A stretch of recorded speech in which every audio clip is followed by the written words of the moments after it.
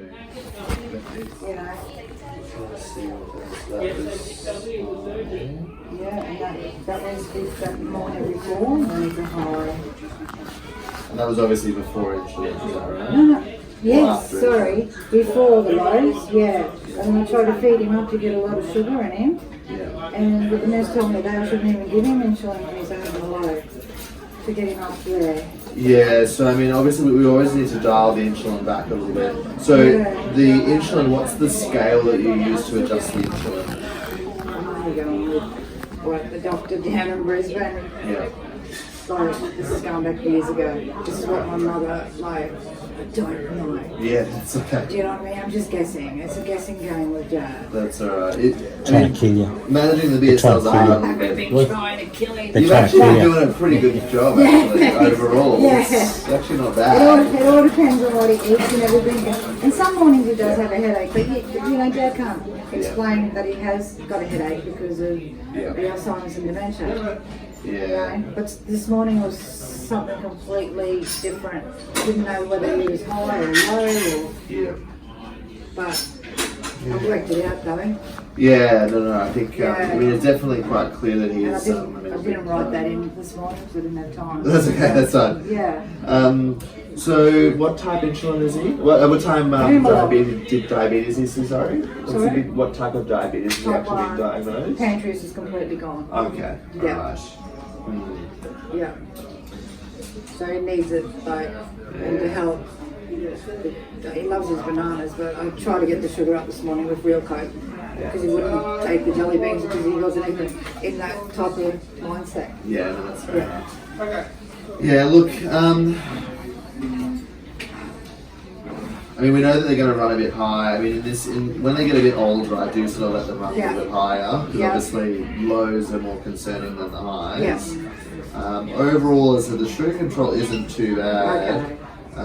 It just does look. I mean, obviously it was low. There has been a few mornings where I haven't written the low lows in. Okay. But you know, like it's just really, yeah.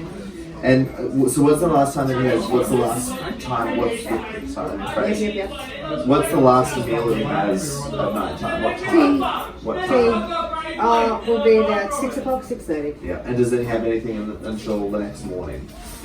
Oh, you might have an ice cream before he goes to bed, and then I'm doing breakfast the next morning. Okay. And what time breakfast in the morning? 6 o'clock, 6:30. All right. So probably about 12 hours before he has something. Yeah. Right. Is that too long? Just sometimes with the diabetics, sometimes they do need something a little later. Does he wake up all in the middle of the night or not really? All the time. All the Because time. of his dementia and Alzheimer's, he thinks that 12 midnight is 6 o'clock in the morning. Yeah. And he's up and down with the yo-yo. Yeah, I can imagine And so. it's probably, that might have a lot to do with his unsettling sleep and a low because of, I'm just assuming I mean, what I'm trying to put it down to. The sugars certainly can cause a lot of problems Yeah. with that as well, but with the dementia, we know people go out of sync with their cycles. Yep, and yep. when they go out of sync with their cycles, it can also affect the sugar. Yep. Because the body regulates its hormones, and if the hormones are out of whack, then it will cause problems. Okay. I'm just trying to think. So, what would you feel comfortable doing? That's going to be my question. What do you want to do? Oh, I don't. It doesn't really. Like, if you think Dad's alright to go home, like, I'm just worried. Like, it's pretty scary when there's sort of so many lows and highs that he is having. I'm just thinking, I don't know what to do about that. Yeah. No, I agree. Jason, what do you think? Would you suggest maybe leave him in overnight and monitor what he's doing? I really personally think that might be a go, but because he hasn't been picking today either, because of picking. Yeah. Yeah, but his lows are really bad in the mornings. Yeah. Yeah. And when he's high, I know he gets cranky. That's fair. That's fair enough. He's going a bit red now. He's been red for a while. Yeah, but you know, he's quieting down. You know? And when was the last time that he had a review from a diabetes perspective, like saw an endocrinologist or a physician or something? That would have been at the Mater Hospital at the beginning of roughly, I think it was March, April, something. Might have been a little bit later, but Mum went up with him that time. Okay. Yeah. Right. And did they do any adjustment to the insulin then? They changed the insulin to Humalog. Okay. What was he on prior I to that? just don't know, mate. I'm Okay. so Mum would know. Okay. But she suffers from Parkinson's disease, and I don't. They did adjust it because the sugar that he was on, he was all over the shop. Yeah. So, Okay. and I wasn't aware that you even had tablets for that now. Well, for type 1, not really. Oh, right. Unfortunately, when the pancreas shuts down, if it shuts down, it shuts down. Yeah. Means that And there's a lot of insulin hanging around. That's completely, after his open heart surgery, his pancreas was completely Okay. padded after that. Yeah. Was he getting 4 injections a day before he got changed, or only 3? 93, I think. Oh, actually, to tell you the truth, he was on a slow one over night time, fast through the day. He did OD on a fast over night time, but that's what he was on. He was on a fast through the day and a low overnight, if you can understand that one. Yeah. Whatever that one was called. And So it's probably swapped on. it to him along. Yeah, it's probably on Nova Rapid and Oh, that's probably Lantus. it. Yep, yeah. Yeah. So that's what I'm trying to wonder about, because like, is that test done in private? Would it be QML? Probably at the Marta. Okay, I'll have a look, because I'm just curious to see if they've done the test to have a look, because he's on the sitagliptin, which is an oral tablet. It's an unusual drug to use in type 1. Normally they just stay on insulin. Okay. I mean, we can use some of the anti-diabetics drugs in type 1. Yep. Often they do use metformin as the one that they use. Sitagliptin I haven't really used in type 1. Could you run some more tests, perhaps? And Well, does that help? Because his medication's here, so Yeah, I know that's he's in on the it. list. Beautiful. yeah, I've got that list. That's all good. Beautiful. There's not a lot of tests to run. There's only really one test that I would be interested in, which is what we call C-peptide test, which basically it will tell me if there is some insulin hanging around in the body or not. Yeah. And that will basically then tell me what I can and can't really do with his insulin, because when people get a bit older, I lax on their insulin, because if they run a bit high, I mean, yes, the high sugars cause damage over long term. Yeah. But it's a long term thing. But his we're tick talking is really 10 good, years. though. Yeah, that's right. Like we got that tested there a month or so ago, and his tick is really good. I was worried that because of all his highs and lows, it would affect it on his heart, but obviously I was wrong. No, I mean, it will affect the heart, but it's a long-term problem, not a short-term one. The lows definitely cause issues, because I mean, basically the brain gets starved of sugar, and that's why the behaviour. So that's very easily explainable to me. I'm just wanting to see if they've already done that test, because it's unusual. The reason I'm questioning what the diagnosis is because he's on a short-acting. The Humalog is a short-acting insulin,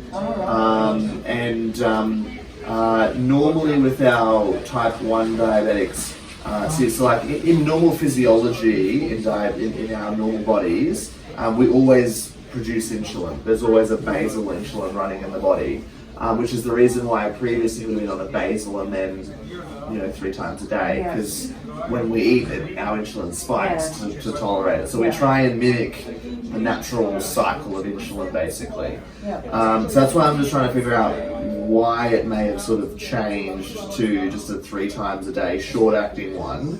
So there's no long-acting one of that? No, Humalog is a short-acting insulin. Okay, well that's probably why you have a bit of, I get you. Yeah, but usually it wouldn't cause him to suddenly drop low in the morning, because if you can imagine the BSL, if you actually only got short-acting insulin and you've got no insulin hanging around the body, basically the sugar just stays in the blood circulation, because the insulin helps our cells take the sugar out of the blood circulation.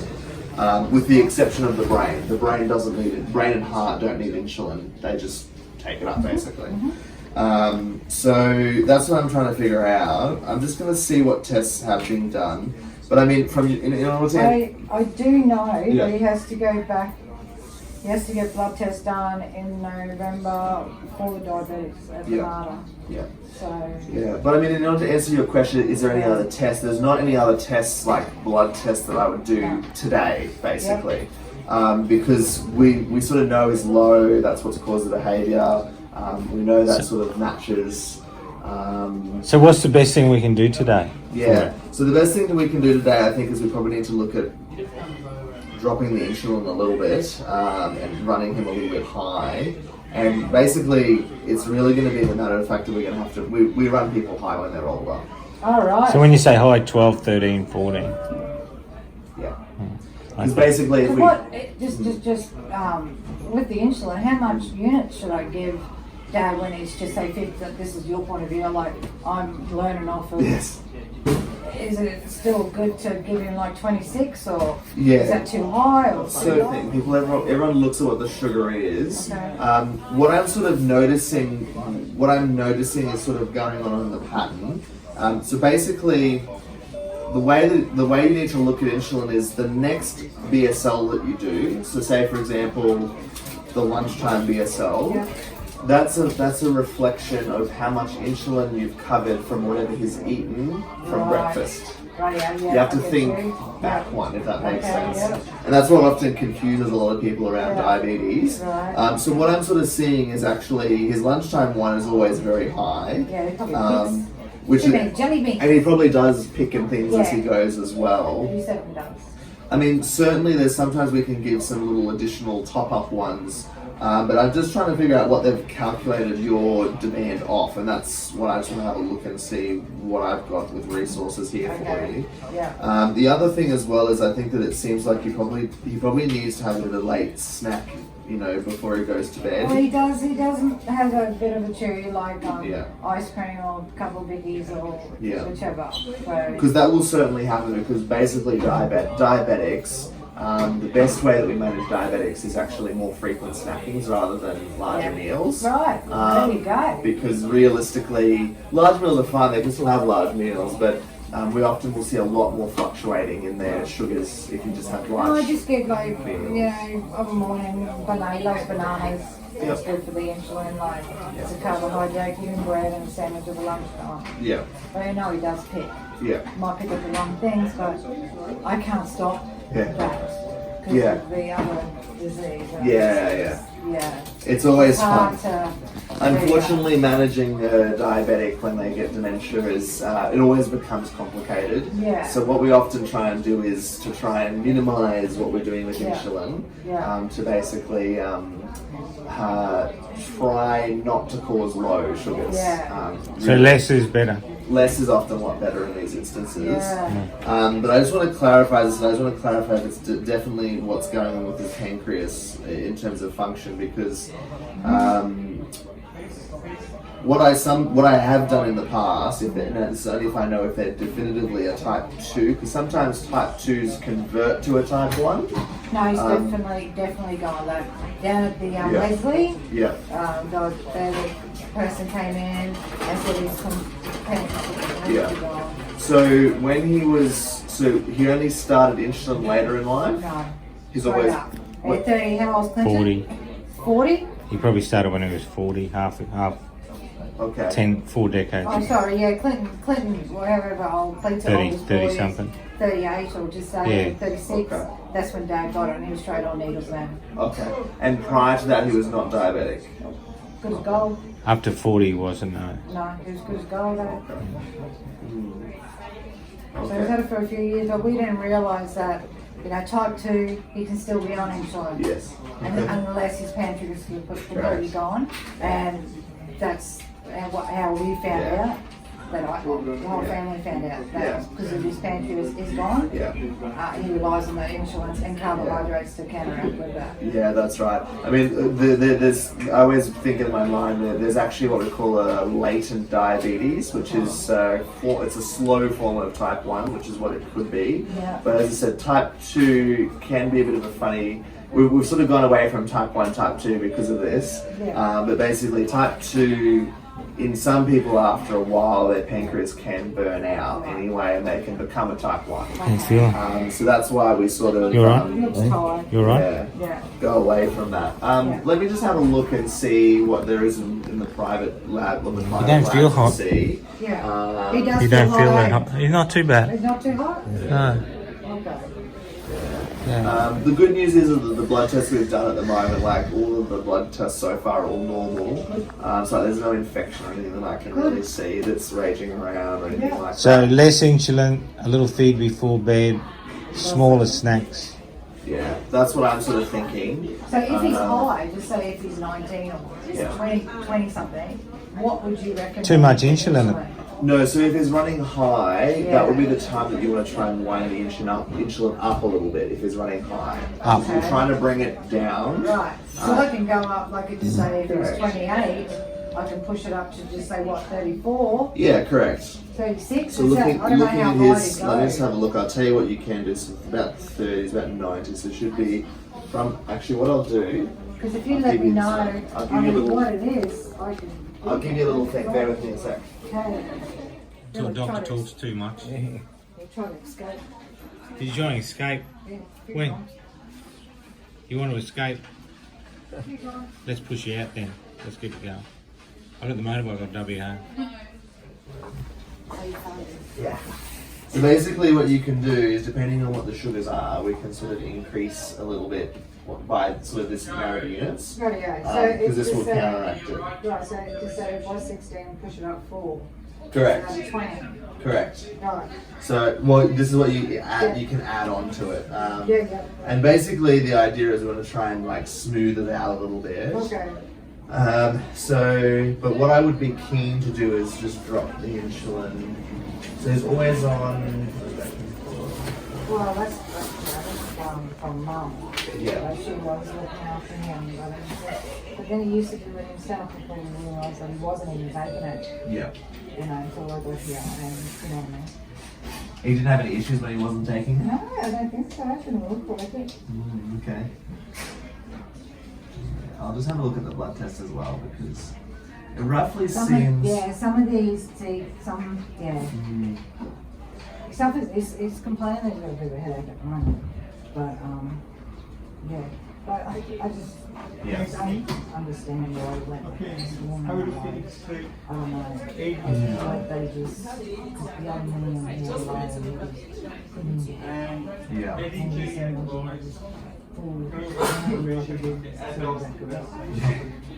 It certainly can be. Yeah.